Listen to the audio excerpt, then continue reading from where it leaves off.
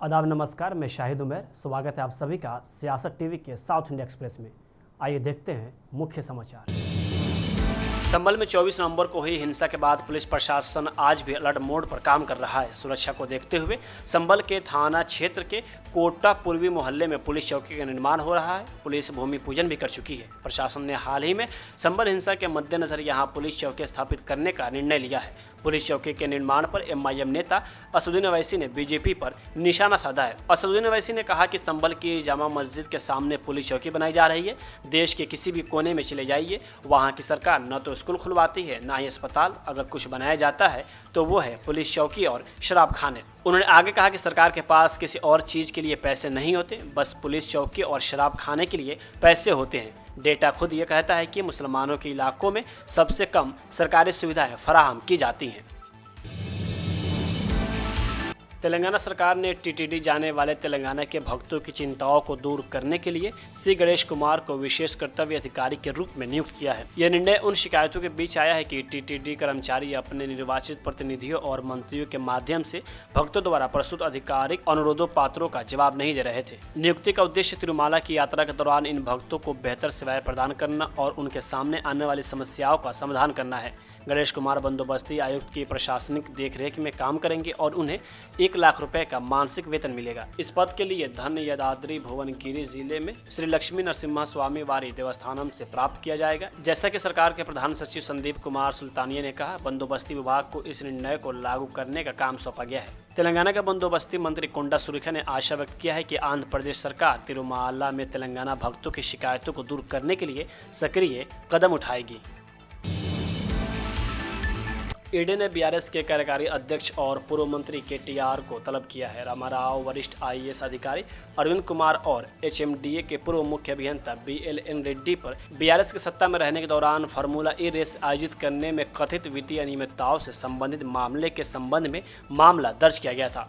रामाराव को 7 जनवरी को पेश होने का निर्देश दिया गया है, जबकि अरविंद कुमार और रेड्डी को 2 और 3 जनवरी को पेश होने का निर्देश दिया गया है। एसीबी द्वारा दर्ज की गई एफआईआर के आधार पर ईडी धन शोधन निवारण अधिनियम यानी पीएमएलए के तहत जांच कर रहा है। एजेंसी ने संभावित उल्लंघनों की जांच के लिए विदेश मुद्रा प्रबंधन अधिनियम के तहत एक समानांतर जांच भी शुरू कर दी थी। एसीबी ने 29 दिसंबर को केटीआर के खिलाफ मामला दर्ज किया। रामाराव, वरिष्ठ आईएएस अधिकारी अरविंद कुमार और एचएमडीए के पूर्व मुख्य अभियंता रेड्डी पर पिछले साल फार्मूला ई कार रेस के आयोजन में कथित अनियमितताओं का आरोप है। जब बीआरएस सत्ता में थी तब फार्मूला ई रेस के आयोजन में वित्तीय अनियमितताओं के आरोप में भ्रष्टाचार निवारण अधिनियम की विभिन्न धाराओं के तहत एफआईआर दर्ज की गई थी। प्राथमिकी नगरपालिका प्रशासन और शहरी विकास के प्रधान सचिव एम दाना किशोर की शिकायत पर दर्ज की गई थी। यह राज्य सरकार के अनुरोध पर राज्यपाल जिष्णु देव वर्मा द्वारा की गई अनुमति के बाद हुआ। हैदराबाद के माधोपुर इलाके में देर रात एक दर्दनाक हादसे में 2 लोगों की जान चली गई। यह घटना तब हुई जब कथित तौर पर शराब के नशे में तेज गति से चलाई जा रही एक मोटरसाइकिल अयप्पा सोसाइटी के पास 100 फीट की दूरी पर एक सड़क डिवाइडर से टकरा गई। इलाके के सीसीटीवी फुटेज में यह भयावह दुर्घटना कैद हो गई है। टक्कर लगते ही बाइक में आग लग गई और सवार तथा पीछे बैठे व्यक्ति सड़क पर ही गिर गए। पीड़ितों में से एक ने घटनास्थल पर ही दम तोड़ दिया, जबकि दूसरे की अस्पताल में ले जाते समय रास्ते में मौत हो गई। मृतकों की पहचान रघु बाबू और आकाश के रूप में हुई है, जो बोराबंदा में रहने वाले सॉफ्टवेयर इंजीनियर थे। अभी तक ये पता नहीं चल पाया कि दुर्घटना के समय मोटरसाइकिल कौन चला रहा था। अधिकारियों ने शव पीड़ित परिवारों को सौंप दिए हैं और विस्तृत जाँच शुरू कर दी है।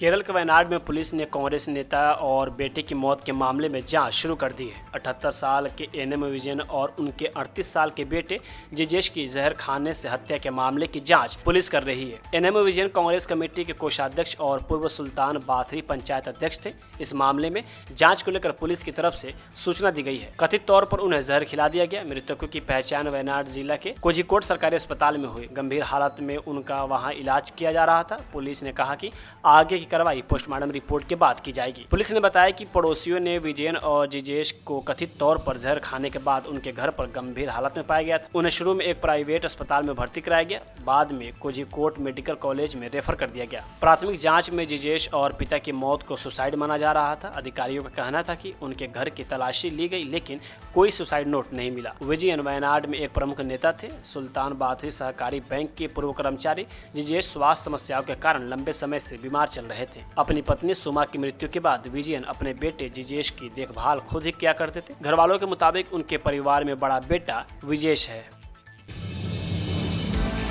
पूर्व प्रधानमंत्री डॉक्टर मनमोहन सिंह के निधन पर कर्नाटक के डिप्टी सीएम डीके शिवकुमार ने कहा कि उन्होंने देश के लिए कई काम किए और देश में कई सुधार लाए। उनके योगदान ने देश को बड़ी ताकत दी।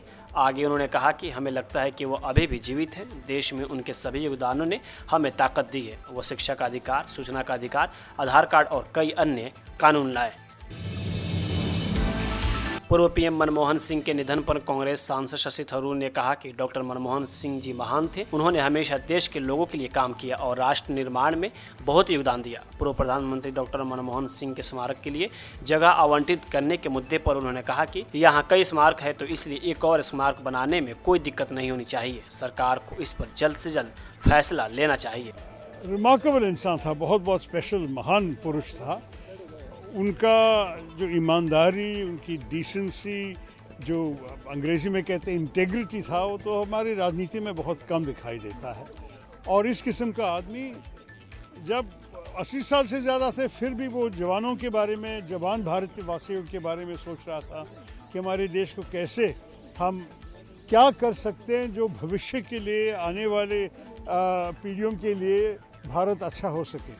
तो इस किस्म का नेतृत्व उसने दिखाया और मेरे ख्याल में कोई शक नहीं है कि इस महान पुरुष एक बहुत बड़ा आत्मा था जो हमारे देश को भी छोड़ के हम सबको छोड़ के चले जाए। खाक हो रहे हैं, लेकिन उनको लेकर जो विवाद बनता है, उनको स्पेशल जगह देनी चाहिए थी। देखिए, हम सब जानते हैं कि हमारे शहर में, हमारी राजधानी में काफ़ी मेमोरियल्स है, तो इसलिए एक और करने में ज़्यादा दिक्कत नहीं होनी चाहिए। मेरे ख्याल में सरकार तो ऐसे कुछ तय करना चाहिए जल्दी कि मनमोहन सिंह जी की याद रखने के लिए कुछ अच्छा, एक अच्छी समाधि बना।